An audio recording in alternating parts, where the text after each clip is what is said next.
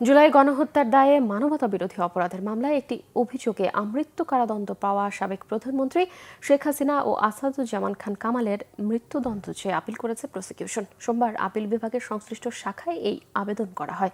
এর আগে 17 নভেম্বর আন্তর্জাতিক অপরাধ ট্রাইব্যুনাল 1-এ এই অভিযোগে শেখ হাসিনা ও আসাদুজ্জামান কামালের আমৃত্যু কারাদণ্ড ও দুটি অভিযোগেই মৃত্যুদণ্ড দেয়। এছাড়াও ট্রাইব্যুনাল 2-এ জুলাই গণ অভ্যুত্থানে কুষ্টিয়ায় সংঘটিত 6 হত্যাসহ 8 অভিযোগে মানবতাবিরোধী অপরাধে হাসানুল হক ইনুর বিরুদ্ধে মামলার পঞ্চম সাক্ষীর সাক্ষ্য গ্রহণ সম্পন্ন হয়। পরবর্তী সাক্ষ্য গ্রহণ 17 ডিসেম্বর নির্ধারণ করে আদালত। এছাড়াও ট্রাইব্যুনাল 1-এ জুলাই গণঅভ্যুত্থানে রাজধানীর রামপুরার কার্নিশে ঝুলে থাকা আমির হোসেনকে গুলি করা সহ দুজনকে হত্যা মামলার তদন্ত কর্মকর্তার জেরা শেষ হয়েছে। এই মামলার পরবর্তী সাক্ষ্য গ্রহণ 17 ডিসেম্বর।